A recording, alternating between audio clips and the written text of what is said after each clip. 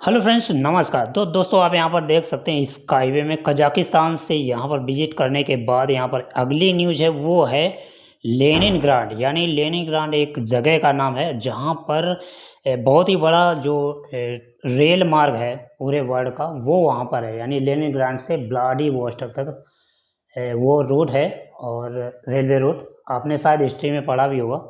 तो वहीं पर ये बात चल रही है स्काईवे प्रोजेक्ट की। अगर वहाँ से ये यानी एग्रीमेंट पास हो गया तो सभी के लिए खुशखबरी की बात है कि बहुत ही अच्छा हो जाएगा। और धीरे धीरे और भी कंट्रियों में बात चल रही है। धीरे धीरे यहाँ पर कंट्रियाँ हैं वो बढ़ती ही जा रही हैं। यहाँ पर हम एक नए प्रोजेक्ट के बारे में देख रहे हैं। ठीक है, पूरी न्यूज़ को पढ़ने के लिए आप यहाँ पर जा सकते हैं। फाइंड आउट मोर पर क्लिक करेंगे तो आपको पूरी न्यूज़ यहाँ पर मिल जाएगी, जो कि आप जब आईडी ओपन करेंगे तो वहाँ से भी आप देख सकते हैं। ये इसको आप हिंदी में, इंग्लिश में, रशियन लैंग्वेज में आप पढ़ सकते हैं। यदि आपने टेलीग्राम चैनल ज्वाइन किया है तो वहाँ पर आप देख सकते हैं। ठीक है, और दुर्घटना से बचा जा सकता है। ये ओवरपास जैसा होगा स्काईवे प्रोजेक्ट। और अभी क्या है, अभी जो सड़कें होती हैं काफ़ी ज़्यादा यहाँ पर जो हादसे हैं वो होते रहते हैं। ठीक है, और हादसों से तो बचा नहीं जा सकता, लेकिन काफ़ी हद तक इनको कम किया जा सकता है। और स्काईवे टेक्नोलॉजी इस तरह की है, डिजाइन की गई, इसमें कोई हादसा नहीं होगा। ठीक है, ट्रैफिक से भी बचा जा सकता है। ठीक है, इसमें सारी चीज़ें समझाएंगे तो लेनिनग्राड क्षेत्र के निवासियों के परिवहन अनुरोधों के प्रभावी समाधान की पेशकश करने में सक्षम होंगे। और ये मीटिंग चल रही है, आप देख सकते हैं।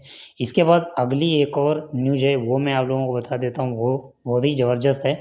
News project taking shape. और ये जो नया प्रोजेक्ट है ये शेप ले रहा है जो शायद दुबई में ही है। इन्फ्रेक्चर आप यहाँ पर डिटेल में जाकर इसकी डिटेल आप देख सकते हैं अपनी ही आईडी पर। हिंदी में आप इसे करके पढ़ सकते हैं। प्लीज साथियों, अन्य वीआईपी के साथ बातचीत पर प्रोजेक्ट के आधिकारिक संसाधनों की रिपोर्ट यूएई सुप्रीम काउंसिल के सदस्य और रास अल खैमाई के सांसद हिज हाइनेस शेख सऊद बिन सकर अल कासमी के साथ बैठक में स्टिंग ट्रांसपोर्ट के संस्थापक और जनरल डिजाइनर ने अमीरात के लिए प्रौद्योगिकी के व्यवहारिक कार्यान्वयन के लिए कई विकल्पों का प्रस्ताव दिया।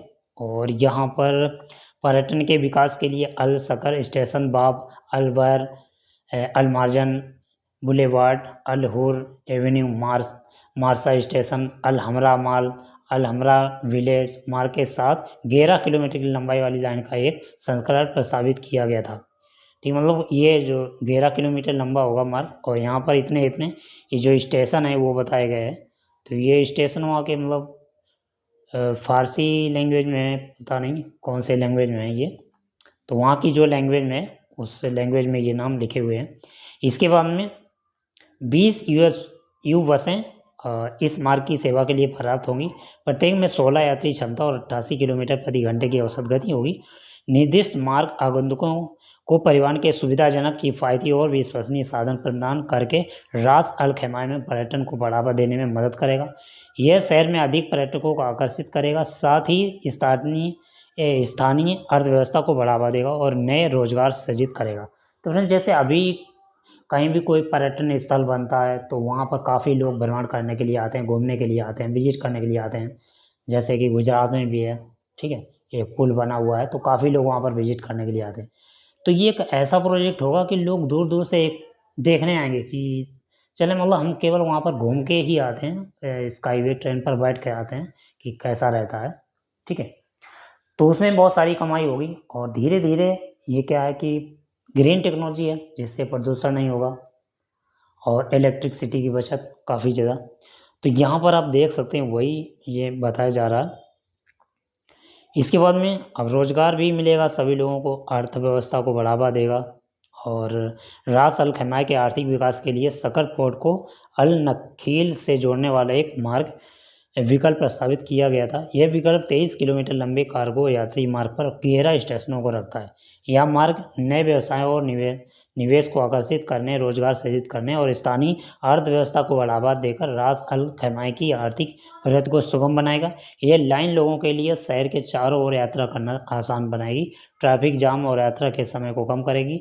यह रास अल खैमा के निवासियों और आगंतुकों दोनों को लाभान्वित करेगा, जिससे यह रहने और व्यवसाय करने के लिए अधिक आकर्षण स्थान बन जाएगा। दोस्तों, अभी क्या है, जैसे मान लीजिए गांव के किनारे से कहीं अगर कोई मेट्रो ट्रेन निकल जाती है, कोई रूट निकल जाता है, तो वहाँ पर जितने भी आसपास के गांव होते हैं उनकी जो वो जगह की वैल्यू है वो बढ़ जाती है, और वहाँ पर उस जगह के रेट हैं काफ़ी ज़्यादा हाई फाई हो जाते हैं, यानी 11 गुना 15 गुना 20 गुना उसके रेट हैं बढ़ जाते हैं। और वहाँ पर जो फ्लैट मकान बने होते हैं उनमें जो किराया भाड़ा है वो भी बढ़ जाता है, काफ़ी ज़्यादा उसका रेट हो जाता है। बस वहाँ पर पहले कोई वैल्यू नहीं होती है, और जैसे ही कोई प्रोजेक्ट वहाँ पर आता है, कोई कंपनी आती है, ठीक है, तो उसकी वैल्यू बढ़ जाती है। अभी जैसे मान लीजिए कि अभी मुंबई से गुजरात वो जो बुलेट ट्रेन निकले, ठीक है, तो जहाँ पर भी स्टेशन बनेगी इसकी, वहाँ के आसपास के कोई भी जैसे जगह की कोई कीमत नहीं होगी, ठीक है, और जैसे वहाँ पर स्टेशन बनेगी तो आसपास के रेट एकदम से 20 गुना 25 गुना बढ़ जाएंगे ऑटोमेटिक। कोई भी मतलब जगह की वैल्यू बढ़ जाएगी, जहाँ पर कोई वैल्यू थी नहीं उसकी वैल्यू बढ़ जाएगी सिर्फ एक स्टेशन वहाँ पर हो जाने से, ठीक है।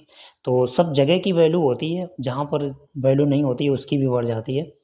तो वो स्थान एक निवेश करने के लिए अगर हम कहें कि हम निवेश करना चाहिए वहाँ पर, तो ये कि फ्यूचर के लिए बहुत ही अच्छा रहता है। और अभी मतलब 4-5 साल पहले जिस जगह की वैल्यू नहीं थी और वहाँ पर मेट्रो रूट निकल जाने से उसकी वैल्यू एकदम से बढ़ गई, ठीक है।